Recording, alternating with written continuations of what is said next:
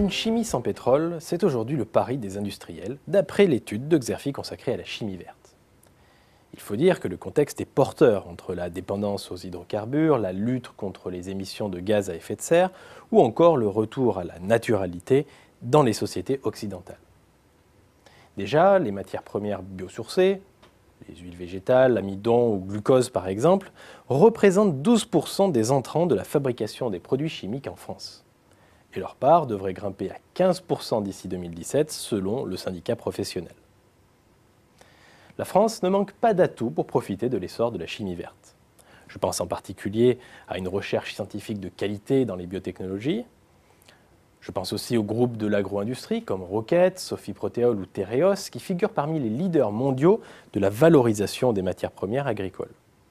Sans oublier un vivier de start-up, à l'image de Metabolic Explorer ou Fermentalg par exemple, qui développent de nouveaux procédés à partir de matières premières non agricoles ou encore d'algues.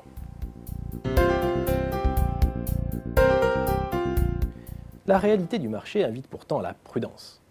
Plusieurs freins brident en effet l'activité des spécialistes de la chimie du végétal, à commencer par leur exposition au cours des matières premières agricoles.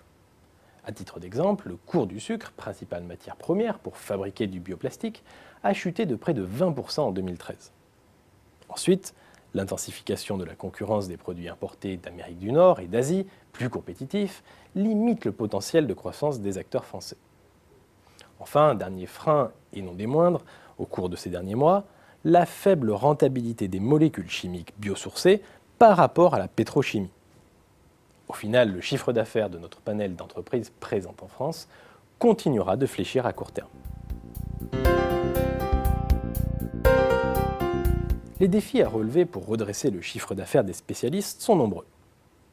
Le premier, c'est l'innovation.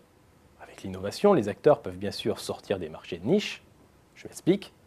En misant sur la recherche, ils peuvent développer des procédés de fabrication plus rapides et ainsi transformer une quantité plus importante de matières premières renouvelables. Sauf que l'innovation est surtout portée en France par des startups de biotechnologie. Autrement dit, leurs nouveaux procédés n'ont pas encore dépassé le stade de prototype. Des nouveaux procédés qui doivent encore passer le cap décisif de l'industrialisation. Et c'est souvent là que le bât blesse pour les jeunes biotech. Elles doivent donc intégrer très tôt, dans le plan de développement de leurs procédés, les problématiques du passage à la grande série. Le dernier défi à relever est celui d'un approvisionnement régulier et à moindre coût en matières premières renouvelables.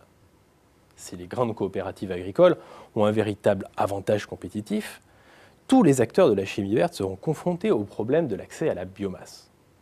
Alors pourquoi ? Eh bien parce que l'essor des produits chimiques biosourcés entraînera forcément des conflits par rapport à l'usage des terrains agricoles.